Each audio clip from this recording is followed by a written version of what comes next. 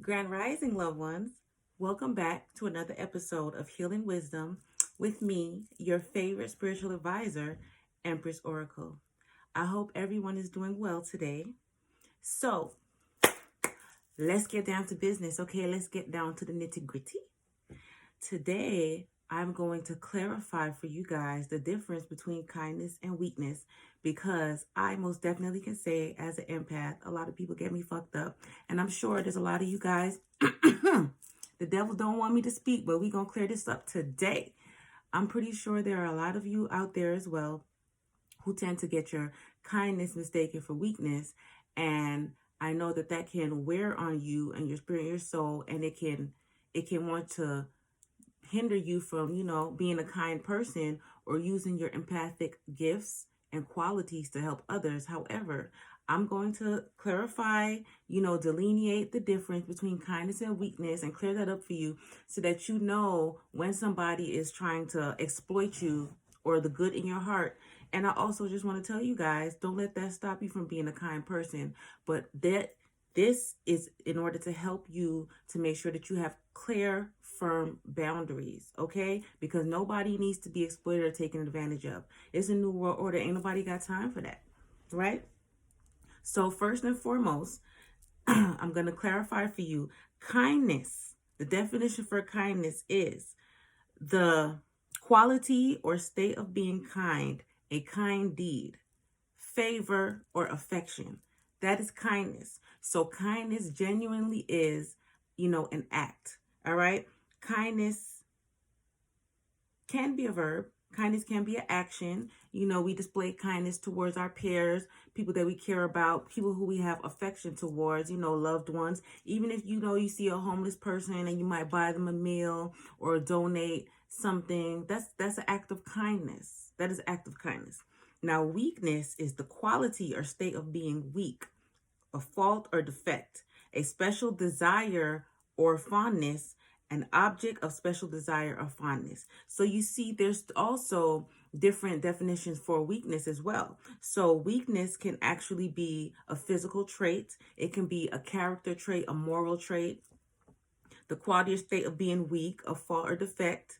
It could be a birth defect that may cause you, to have like fragile bones. It could be a weak character, but it also can be a weakness can be, like say a certain food is your weakness, chocolate is your weakness. It's a fondness. You really, really like something a lot, so it becomes your weakness. Now that is where we as empaths have to learn how to delineate and build those boundaries and know the difference, because we can be kind, but when people who are close to us or people who know that you are a kind person, if they know that you're kind, they will use that as a weakness. They will prey on you and make it become your weakness, because a lot of people, especially empaths, they have a problem with the word no. They don't know how to use it. They don't want to use it. They don't want to hurt others. But meanwhile, while you don't want to hurt others, people are continually draining from your source. They're draining your energy, your life source with no regards, and they are hurting you. And that's not fair. I know there's a saying that says hurt people, but that is why we as a whole, as a nation, as a world, we need to learn the difference. We need to learn the difference between kindness and weakness and stop letting people take our kindness for weakness. All right? That does not mean for you to just go and stop being a good person, because what I tend to keep seeing more and more are a lot of genuine good souls, good-hearted people, because they get used so often, because they don't know how to identify when somebody is draining them. They don't know how to identify when somebody is an energy vampire. They don't know how to identify when somebody is an emotional manipulator. They don't know how to identify when somebody is a narcissist or a sociopath and just seeks pleasure in draining them of that love, that kind heart. They get to the point where they just shut down.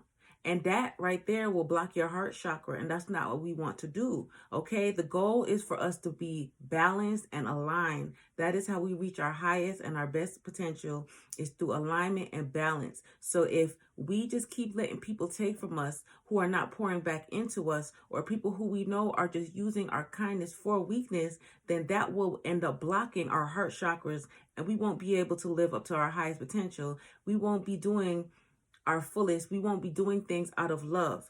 And when you start doing things not out of kindness or love, but you have resentment when you're doing things, you just don't get your blessings the same way. It's not the same. And I'm not saying that people should go and do acts of kindness in order to reap certain rewards or blessings, because God, spirit, source, divine, Allah, whoever you want to call him, knows your heart. You can't hide that.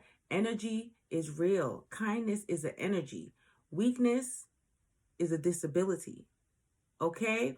If anything is your weakness, it is up to you to work on it so that it does not become your weakness. That's not saying that you have to cut out completely whatever it is that is your weakness. Like, say if it's a food, say if it's alcohol, say if it's hanging out with your friends, say if it's skinny dipping on the weekends, if that's your weakness, you love to do it. It's just saying, I'm not saying to cut those things out, but you have to know, you have to have boundaries. You have to have moderation. Anything done in excess is not good for you. And trust me, I know, I've had plenty of vices, plenty of weaknesses that have spiraled out of control time and time again. And I have had to learn this the hard way, which is why I'm here to tell you guys. Okay? Narcissists and sociopaths, they tend to prey on empaths and the kind people in order to fill a personal void or a lack of proper self-love that they have or they lack within themselves, or that they did never receive when they were younger. Because people are not just born narcissists. Okay? 9 times out of 10, that comes from them wanting attention from a certain place, a certain source, a certain person, and not receiving it. And instead of learning from that and expanding and growing and saying, well, okay, this is what I should not do because I don't want to be that way. In turn, their hearts get hard and they exploit that. Okay, they become emotional manipulators, right?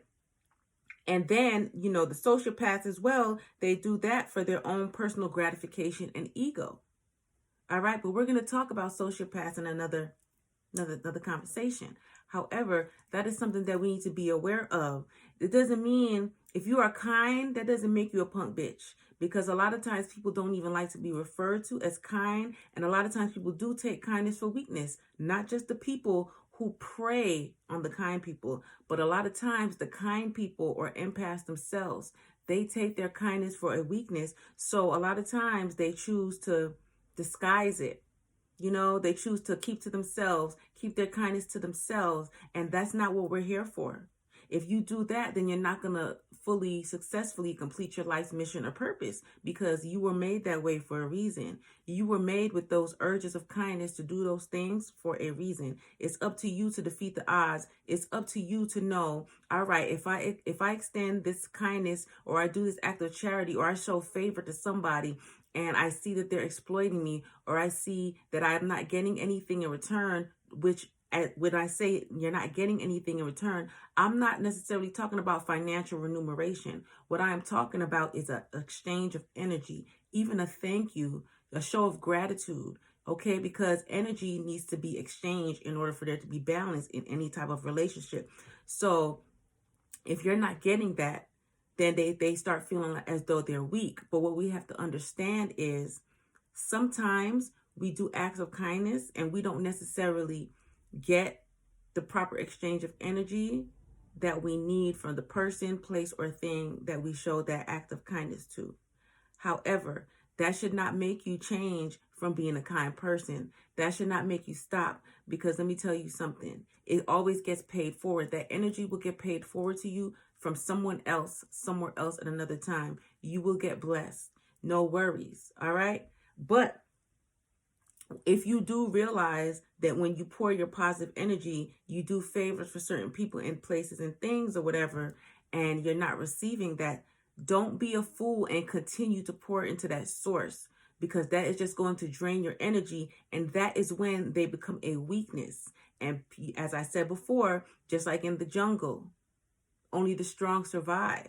And once people see that you are weak, you will always be the prey. Always be the prey. And that's not what we want. That's why we have so many broken people out here in the world. That's why we have so many bitter people out here in the world. That's why we have so many people that are choosing to keep their light to themselves, which means that they are not living their life's mission. They're not going to fulfill their life's purpose, and they're going to have to come back and do it again. Not all of us are old, seasoned souls. Some of us are still young souls that are still learning. We're still on our path. And in order for your soul to properly evolve, it is very important for you to know the difference between kindness and weakness so that you are not used, you are not exploited, and you don't get drawn into any type of toxic cycles or, tied up in any toxic, detrimental soul contracts with people or entities that do not have your highest good or the best intentions for you. That is very important.